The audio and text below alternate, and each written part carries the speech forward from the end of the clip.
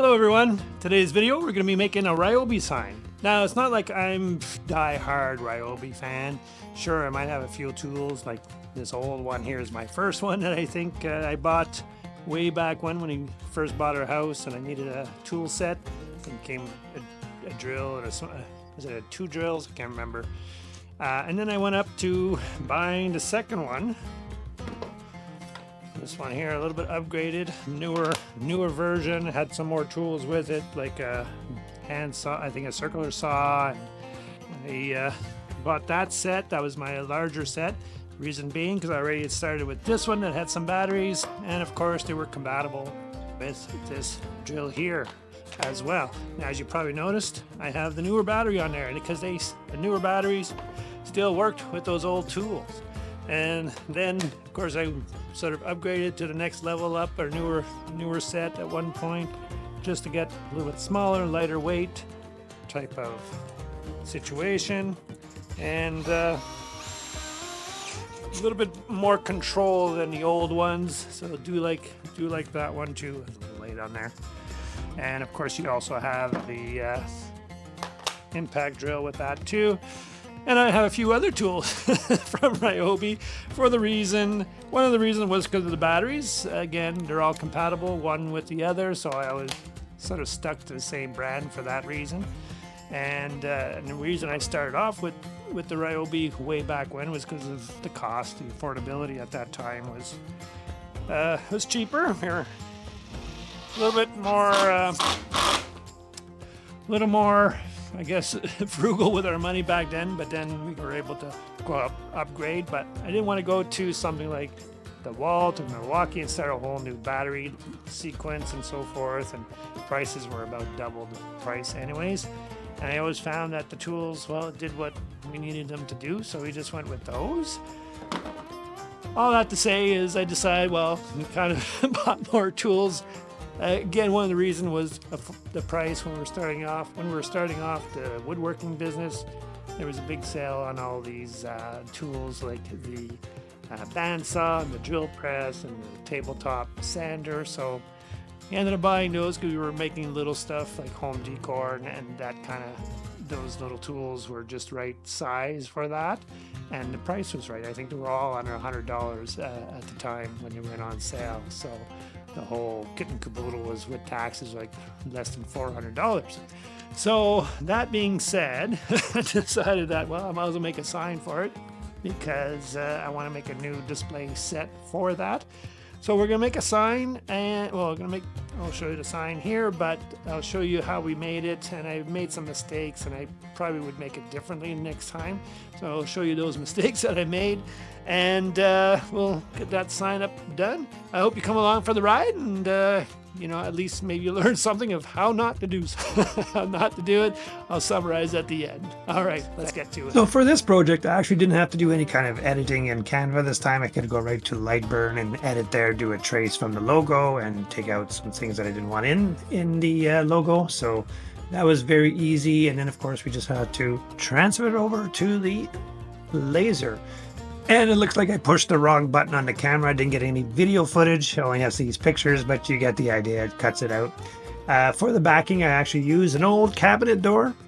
Here, of course, the next step was priming the lettering and painting it. And the green, it's not an official Ryobi green. It's just a green I actually had on hand, and it came out pretty close to the actual color of the green.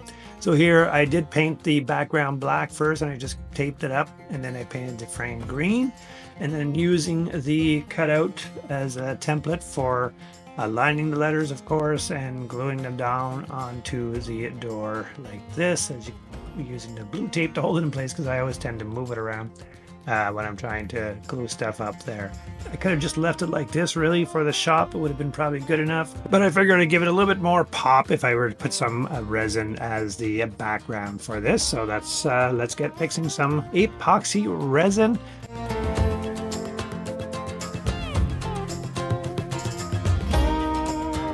I decided to put some black tint in it, or pigment into it, just to give it a really dark color, more than just putting clear resin over the black.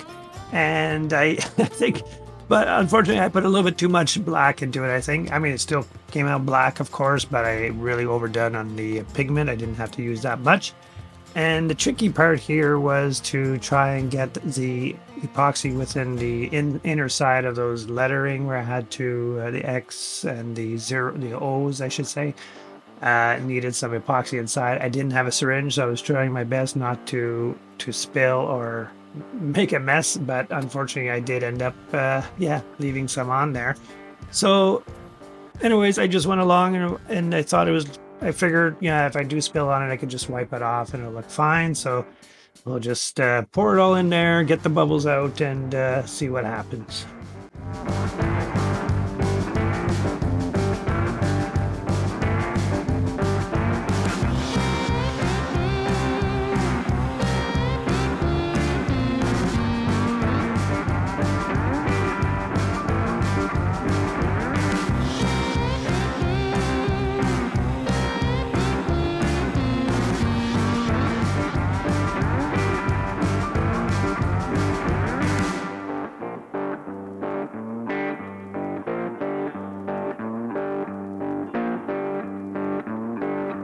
One of the issues of tinting the epoxy black is that when they do spill over onto the letters and onto the frame, it ends up sticking on there. I was able to wipe most of it off, but it still left some some black resin on top of it. I really couldn't get it completely clean, unfortunately. The frame wasn't too bad, but the lettering, it ended up leaving some residue, sort of black residue on top. I'll do a close-up here very shortly. You'll be able to see it in the camera. It looks pretty good, but when I close up, I think you can see it's kind of blotchy and ugly looking. So what I decided to do was cut out some more letters, paint them over again, and then we'll glue them on top so that it'll hide all that streakiness that was left behind there when I did the pour.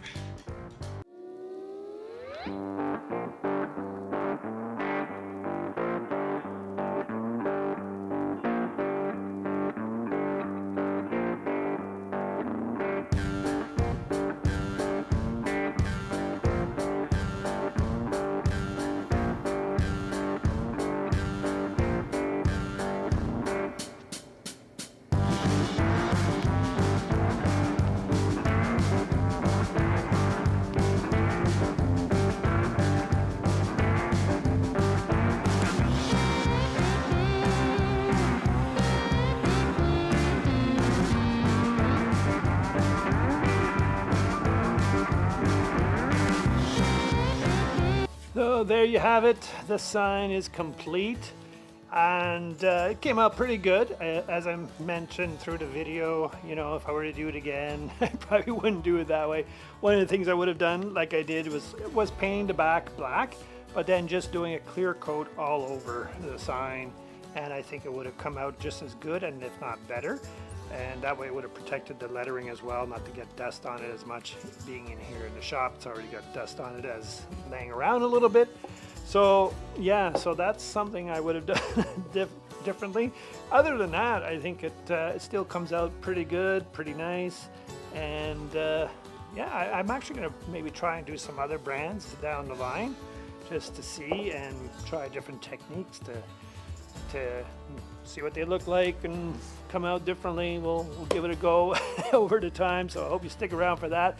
To do so, please subscribe to the channel and hit that notification bell so you get notified every time we make a new video. And we try to get a video at least once a week, and we hope to see you here. And if you found this video to be at least somewhat educational, or at least entertaining for that matter, please hit the like button. Really appreciate your support. Thank you again for watching, and take care.